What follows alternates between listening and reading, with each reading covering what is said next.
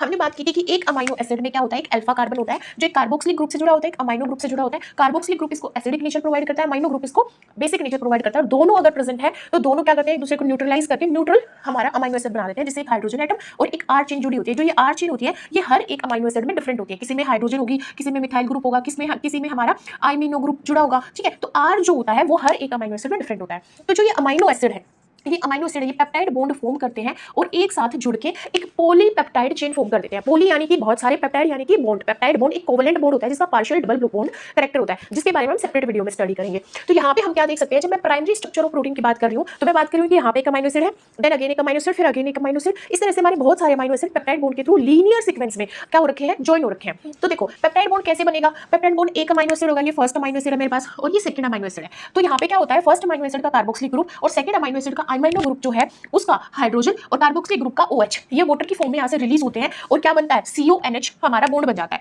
ये CONH bond जो होता है इसको पेप्टाइड बॉन्ड बोलते हैं, जो हमारा क्या होता है, कंडेंसेशन रिएक्शन से बनता है, मतलब वाटर को रिलीज करके फॉर्म होता है। इसी तरह से अगर यहाँ पे मैं एक और अमाइनो एसिड जोड़ दूं तो यहाँ पे CONH बन जाएगा, C कार्बन बन जाएगा, हाइड्रोजन, और यहाँ पे क्या होगा हमारा कार्बोक्सिलिक ग्रुप एंड अगेन यहाँ पे R3। तो ये क्या हो गया, एक अमाइनो एसिड मेरे पास ये है, एक अमाइनो एसिड ये है और एक अमाइनो एसिड ये है। इसी तरह से मैं नेक्स्ट अमाइनो एसिड भी जोड़ूंगी तो वो भी क्या करेगा, पेप्टाइड बॉन्ड बना लेगा इस थर्ड वाले कार्बन के साथ। तो ये क्या लीनियर सीक्वेंस है अमाइनो एसिड का, मतलब एक अमाइनो एसिड फिर दूसरा फिर तीसरा फिर चौथा, इस तरह से लीनियर सीक्वेंस में अमाइनो एसिड पेप्टाइड बॉन्ड के थ्रू जुड़े हुए हैं। तो जब मैं एक प्राइमरी स्ट्रक्चर की बात करती हूँ तो प्राइमरी स्ट्रक्चर जो होता है उसका लेफ्ट साइड में आता है एन टर्मिनल, क्योंकि उसके लेफ्ट साइड में क्या होता है, अमाइनो ग्रुप, और उसके राइट साइड में क्या होता है, कार्बोक्सिलिक ग्रुप। तो कार्बोक्सिलिक ग्रुप क्या देता है इसको, C टर्मिनल। तो जब भी मैं रीड करूंगी लीनियर सीक्वेंस को अमाइनो एसिड के तो N terminal to C terminal read करूंगी। और अगर मेरे को एक लीनियर सीक्वेंस के अंदर नंबर ऑफ पेप्टाइड बॉन्ड निकालने हैं तो मैं किसको रीड करूंगी, CONH को। CONH को देखिए, जैसे यहाँ पे एक CONH है, यहाँ पे एक CONH है, मतलब कि इसके अंदर दो पेप्टाइड बॉन्ड है। अगर पेप्टाइड बॉन्ड की हेल्प से मैं नंबर ऑफ अमाइनो एसिड भी निकाल सकती हूँ एक प्राइमरी स्ट्रक्चर के अंदर। कैसे, जितने नंबर ऑफ पेप्टाइड बॉन्ड है, जैसे यहाँ पे दो पेप्टाइड बॉन्ड है तो 2 + 1 कर दो 3 आ जाएगा, यानी कि 3 अमाइनो एसिड से मिलकर ये प्रोटीन बना हुआ है। ठीक है, या फिर आप क्या कर सकते हो, अल्फा कार्बन को काउंट कर सकते हो।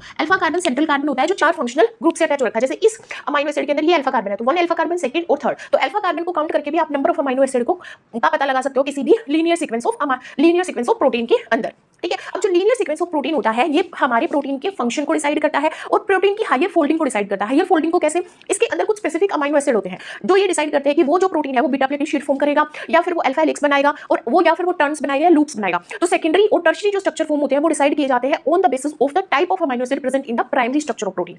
एग्जांपल की बात है, हम हीमोग्लोबिन का स्ट्रक्चर लेते हैं। हीमोग्लोबिन जो हमारा ब्लड के अंदर प्रेजेंट होता है और ब्लड को रेड पिगमेंट देता है, उसकी सीक्वेंस की अगर मैं बात करूं तो नॉर्मल हीमोग्लोबिन में leucine, threonine, proline, glutamate and lysine and serine, इस तरह से हमारे क्या होते हैं, अमाइनो एसिड पेप्टाइड बॉन्ड के थ्रू जुड़े होते हैं लीनियर सीक्वेंस में। बट क्या होता है, जब म्यूटेट हीमोग्लोबिन होता है उसमें ये जो हमारा ग्लूटामेट है वो वैलिन से क्या कर दिया जाता है, म्यूटेट कर दिया जाता है, मतलब यहाँ पे कोडोन चेंज हो जाता है।